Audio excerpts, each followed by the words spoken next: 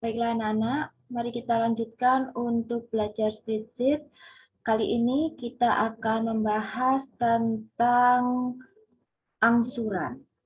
Silakan perhatikan baik-baik. Ya,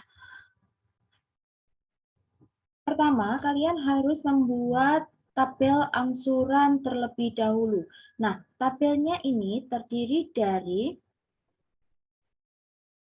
kolom pertama adalah bulan, kemudian saldo awal, kemudian angsuran, kemudian pokok angsuran, kemudian bunga angsuran, dan selanjutnya adalah saldo akhir. Nah, untuk soal 1, soal uji sertifikasi profesi teknisi akuntansi pada buku praktikum halaman 252, di situ ada soal di mana soal tersebut yang diketahui adalah harga perolehan dari furniture yaitu 250 juta, kemudian ada uang mukanya sebesar 75 juta, kemudian nilai kreditnya adalah 175 juta. Nah, 175 juta ini berasal dari harga perolehan dikurangi dengan uang muka. Yang diketahui selanjutnya adalah bunga per bulan, yaitu 1%. Nah, 1% ini diperoleh dari tingkat bunga per tahunnya adalah 12%.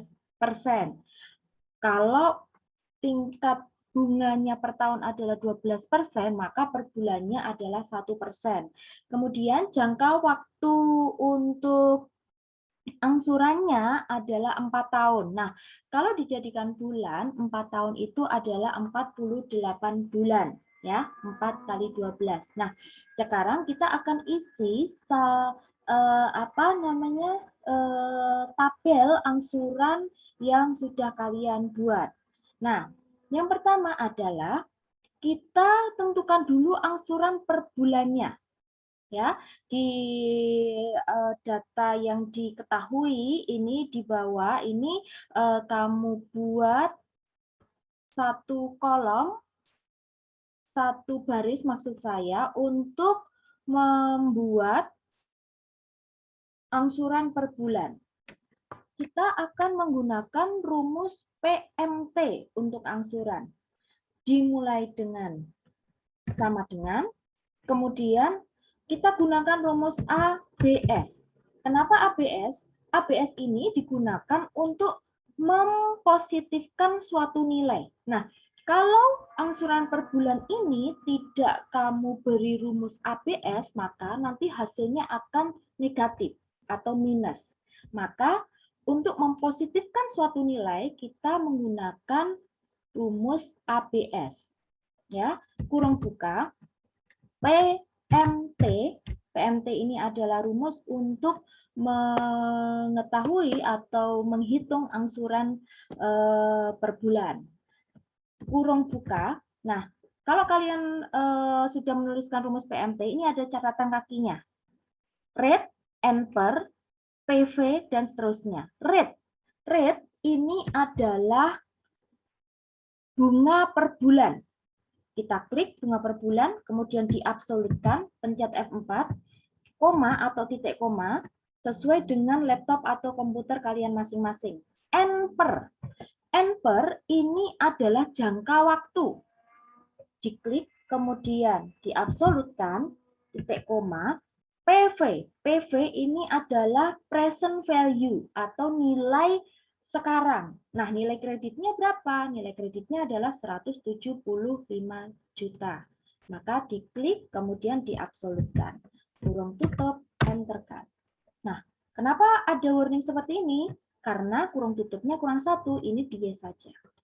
Nah, nanti akan muncul angsuran per bulannya. Langkah selanjutnya adalah kita akan isikan tabel angsuran yang sudah dibuat. Yang pertama adalah pada saldo awal di sini, pada bulan pertama, isikanlah sama seperti nilai kredit awalnya. Sama dengan nilai kredit awal adalah 175 juta. Diklik, enterkan. Kemudian ke kolom selanjutnya adalah angsuran. Nah, angsuran sudah diketahui. Tadi sudah kita hitung dan sudah ketemu. Nah, angsurannya ini tinggal ditunjuk saja sama dengan klik angsuran, kemudian diabsolutkan. Kenapa diabsolutkan? Supaya tidak bergeser pada waktu dikopikan ke bawah. Angsuran ini setiap bulannya adalah tetap. Ya, angsuran setiap bulannya adalah tetap. Maka harus diabsolutkan. Seperti ini. Kemudian pada pokok angsuran di sini kita gunakan rumus berbeda dengan angsuran yang sudah kalian hitung tadi. Kita terapkan rumus sama dengan ABS lagi untuk mempositifkan suatu nilai, kurung buka, kita gunakan rumus PPMT. Kurung buka, rate tadi adalah bunga per bulan. Absolutkan, titik koma, per adalah jangka waktunya, absolutkan, titik koma, kemudian N per. Nah, N per ini adalah bulan ke. Ini diklik bulan ke, tidak perlu diabsolut, titik koma, PV. PV adalah nilai kreditnya. Diabsolutkan. Kurung tutup, enter. Kurang satu lagi, kurung tutupnya. Ada kesalahan, di mana ini kesalahannya? Coba kita cek terlebih dahulu. C6, N per, rate, kemudian C7 adalah pernya, kemudian A11, rate-nya adalah bunga per bulan, C6, kemudian jangka waktunya, C7, kemudian nilai kreditnya. Oh, sorry, pokok angsurannya berarti ini tidak perlu. Nah, seperti ini ya. N per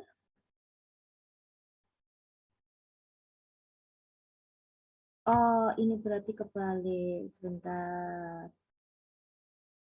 Ulang saja ya. Baik anak-anak,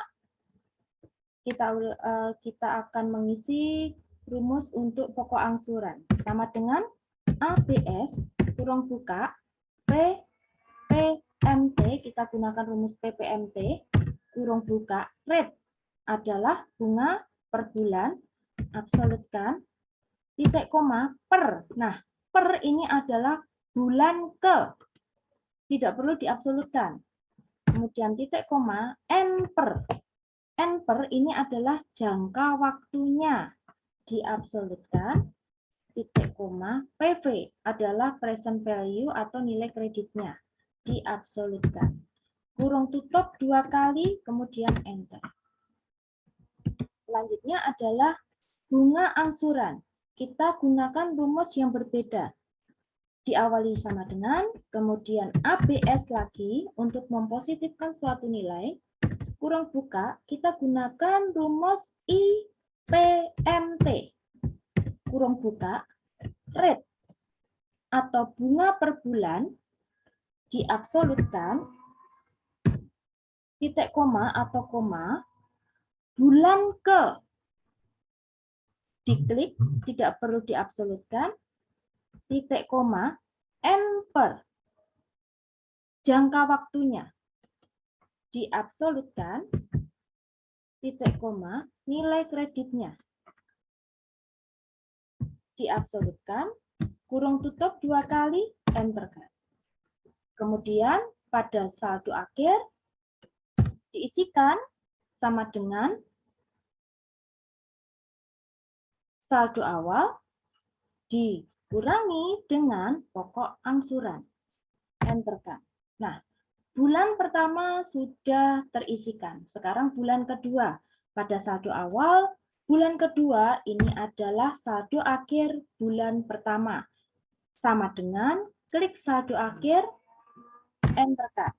Kemudian angsurannya ini sama. Pokok angsuran juga sama. Bunga angsuran juga sama, saldo akhir juga sama rumusnya. Nah, seperti ini. Kalau baris kedua atau bulan kedua ini sudah ketemu, kemudian diblok seperti ini, kemudian dikopikan ke bawah sampai dengan bulan ke-48. Lepaskan. Nah, kalian lihat anak-anak, di saldo akhir bulan ke-48 ini saldo akhirnya 0. Kalau di sini sudah 0 berarti pekerjaan kalian sudah betul. Nah, seperti itu anak-anak untuk perhitungan angsuran dengan sistem anuitas.